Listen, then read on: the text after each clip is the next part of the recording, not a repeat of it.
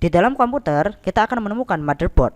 Motherboard adalah wadah atau induk dari semua komponen komputer untuk saling terhubung. Dalam motherboard ada microprosesor. Sebagian besar microprosesor memiliki logam bergerigi yang dipasang di atasnya, disebut heatsink. Bertugas sebagai konduktor panas.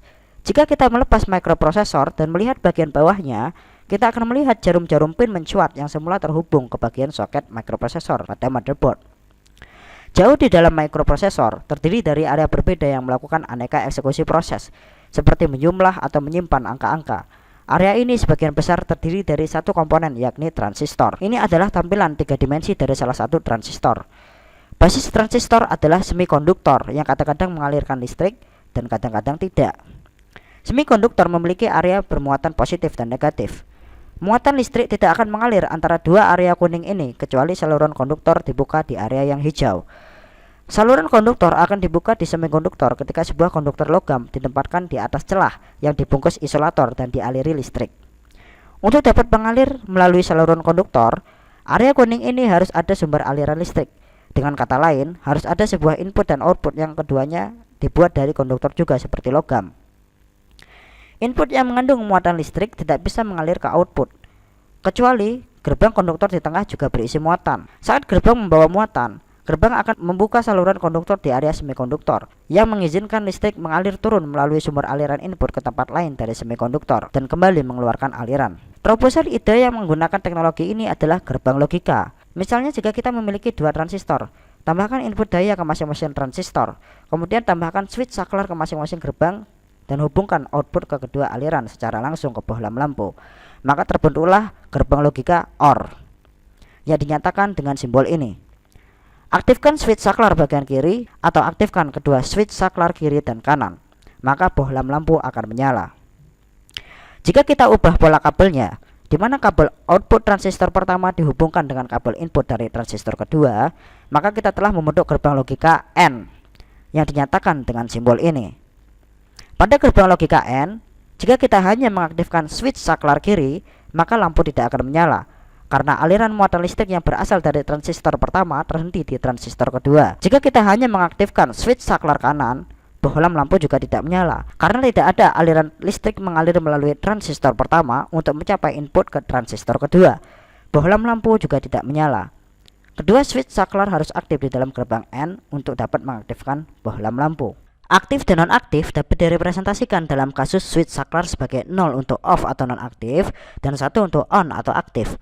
Sama dengan lampu tadi, mati atau 0 dan aktif atau 1. 0 dan 1 adalah bahasa komputer dalam sistem penomoran yang disebut binary.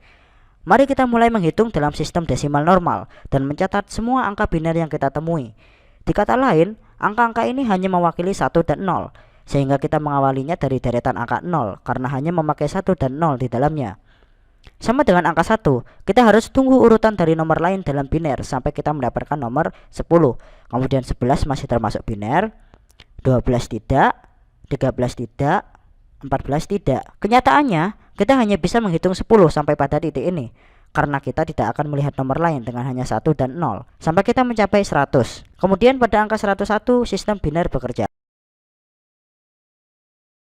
Kemudian tidak lagi sampai 110 dan 111.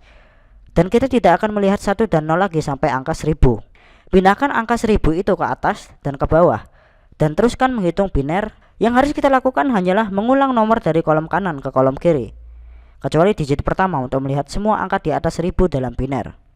Jadi 1011, 1100, 1101, 1110, 1111. Sekarang pindahkan angka-angka itu kembali ke atas dan kemudian masuk ke layar tengah di mana kita bisa mengelompokkan dan menambahkan bohlam lampu di bawahnya. Kita bisa merepresentasikan angka biner dengan bohlam lampu, 0 jika mati dan 1 jika aktif. Kita mulai dengan keadaan semua 0 atau semua lampu mati. Kemudian pindah ke 1 di mana hanya bohlam lampu paling kanan yang menyala, dan kemudian 10 yang sama dengan angka 2 dalam desimal. Ingat, hanya ada dua angka yang dapat digunakan dalam biner, 1 dan 0. Ini berarti kita harus menghitung sedikit berbeda dari angka desimal. 1 adalah 3 dalam desimal, karena ini adalah bilangan biner ketiga. 1, 0, 0 adalah 4 dan seterusnya. Mari kita buat ini lebih mudah ketika hanya satu bohlam lampu menyala. Mari kita tulis nomor desimal yang diwakili cahaya bohlam itu sendiri. Misalnya 1 dalam biner juga 1 dalam desimal. Sehingga kita tulis bahwa pada kolom 10 dalam biner adalah 2 dalam desimal. 100 dalam biner adalah 4 dalam desimal. Dan 1000 dalam biner adalah 8 dalam desimal. Dari sini kita hanya perlu menjumlahkan angka dan bohlam lampu yang menyala untuk menemukan angka yang setara dalam desimal. Misalnya 1001 adalah 8 pada bohlam lampu.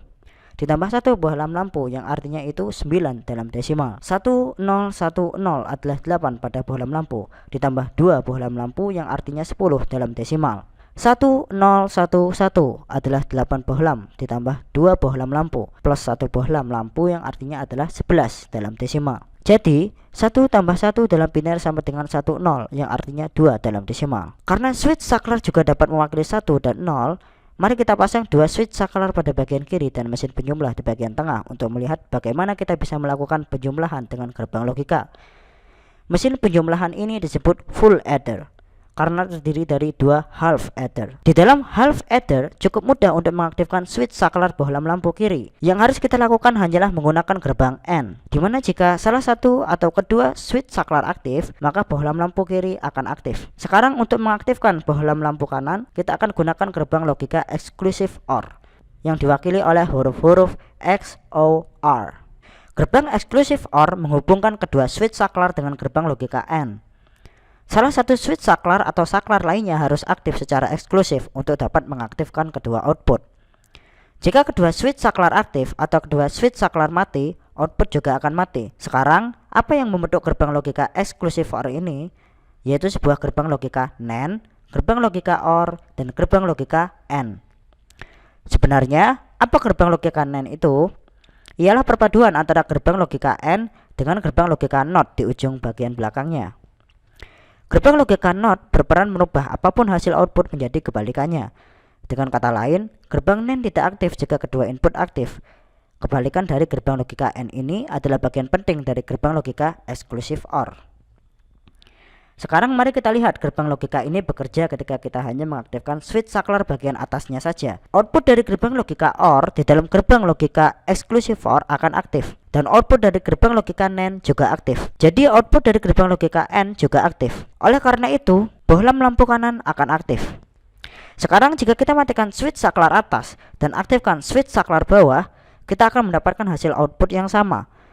Jika kedua switch saklar aktif meskipun gerbang logika OR tidak aktif, tetapi gerbang logika AND yang terpisah di bawahnya aktif, menyebabkan bohlam lampu kiri menjadi aktif. Dengan kata lain, 1 tambah 1 sama dengan 10. Dalam kenyataannya, ketika kita menambahkan angka-angka desimal seperti 7 dengan 7 untuk mendapatkan 14, salah satu dari nomor itu harus dibawa ke kolom berikutnya. Dan sebenarnya itulah cara kerja sistem bilangan biner. Normalnya, kita setidaknya harus memiliki satu full adder lagi tepat di sebelah kanannya dan hubungkan kabel bohlam lampu kiri yang akan membawa nomor carry ke full adder berikutnya. Jadi mari kita hapus bohlam lampu kiri dan hubungkan kabelnya ke full adder berikutnya. Ini sebagai carry out di waktu yang sama dalam menerima carry in dari full adder sebelumnya. Carry in adalah sebab mengapa kita membutuhkan half adder lagi untuk membuat full adder. Kedua gerbang logika AND yang terpisah di half adder terhubung ke gerbang logika OR tambahan di kanan bawah yang kemudian menjadi carry out. Dua switch saklar sudah siap untuk diaktifkan. Dan jika carry in dari adder sebelumnya dihidupkan, maka kita pada dasarnya sudah menambahkan 1 plus 1 di dua switch saklar plus 1 lagi pada carry in, atau 1 plus 1 plus 1 yang dalam biner sama dengan 11 atau 3 dalam desimal. 11 dapat dilihat di sini karena bohlam lampu menyala dan kabel carry out juga menyala. Jika kita matikan kabel carry in dan matikan dua switch saklar, maka kabel output juga tidak aktif. Sekarang, mari kita fokus ke full adder sebagai unit yang akan kita sebut sebagai adder. Mari berikan label pada kabel yang akan kita gunakan, di mana A dan B untuk mewakili input dua switch saklar dan sum untuk mewakili kabel yang menghubungkan bohlam lampu. Sekarang, mari kita hapus switch saklar dalam bohlam lampu. Putar sisi adder 90 derajat, atur ulang label sesuai pada sisi yang tadi, dan kemudian memperkecil layar. Sekarang, kita memiliki 8 adder, dan mari berikan label masing-masing dari kanan ke kiri, sehingga kita bisa membahasnya secara terpisah. Lalu, tambahkan 2 switch saklar di atas masing-masing adder yang mewakili input A dan input B. Kita akan menghubungkan bohlam ke masing-masing output sum. Bohlam lampu akan diberi label lagi dengan padanan desimal 1, 2, 4, 8. Kita terus mengalikannya dengan 2. 8 kali 2, 16. Kali 2, 32, 64, dan 128. Sekarang perhatikan area sebelah kiri untuk melihat apa yang akan kita lakukan selanjutnya. Tempatkan nomor biner mewakili switch saklar dan bohlam lampu. Tanda plus untuk mewakili adder. Lalu kita akan menambahkan angka yang setara dalam bentuk desimal. Terakhir, kita masukkan angka pada masing-masing adder yang menunjukkan kondisi saat ini dari 0 atau 1, mati atau aktif. Sekarang, mari kita lihat apa yang terjadi ketika kita menambahkan 1 ditambah 1. Di input adder A dan B keduanya 1, dan kabel carry in tidak aktif. Jadi, 1 plus 1 plus 0 yang di biner sama dengan 1, 0, menyebabkan kabel carry out menyala, dan beberapa kabel menjadi off. Jadi, adder menjadikan input A dan B adalah 0, tetapi carry in dari inputnya adalah 1. Sehingga garis penjumlahan pada adder B sedang aktif, sehingga dua bohlam lampu menyala. Jadi 1 tambah 1 sama dengan 2. Kita akan belajar lebih banyak tentang bagaimana sistem ini bekerja dengan mencoba lagi beberapa contoh. Sekarang mari kita lihat 2 tambah 2. Di adder A tidak ada lagi input yang masuk, sehingga tidak ada sum atau kabel carry out yang aktif. Sedangkan adder B memiliki input aktif A dan B, dan kabel carry out adder B juga aktif, yang kemudian menjadi carry in dalam kabel adder C, menyebabkan bohlam lampu 4 menyala, menunjukkan bahwa 2 tambah 2 sama dengan 4. 3 plus 3 menyebabkan adder A paling kanan aktif, membawa carry out 1 yang menyebabkan adder B harus menambahkan 1 tambah 1 tambah 1 yang dalam biner sama dengan 1, 1. Kabel sum adder B dan kabel carry out adder B aktif, menyebabkan bohlam lampu di bawah adder B dan di bawah adder C juga menyala. Jadi 3 plus 3 sama dengan 6. Mari kita lihat lebih banyak contoh untuk kalian pelajari sendiri. Saya tidak akan menjelaskan banyak pada bagian ini, tetapi jangan ragu untuk menjeda video dan mempelajarinya lebih lama jika kalian ingin lebih paham. Di sini ada 10 ditambah 10. Sekarang mari kita lihat 15 ditambah 12. Dan terakhir 219 ditambah 36, yang merupakan hasil maksimum dari keseluruhan bohlam lampu, yaitu 255. Hal semacam ini terjadi jutaan kali dalam mikroprosesor yang terpasang pada motherboard komputer.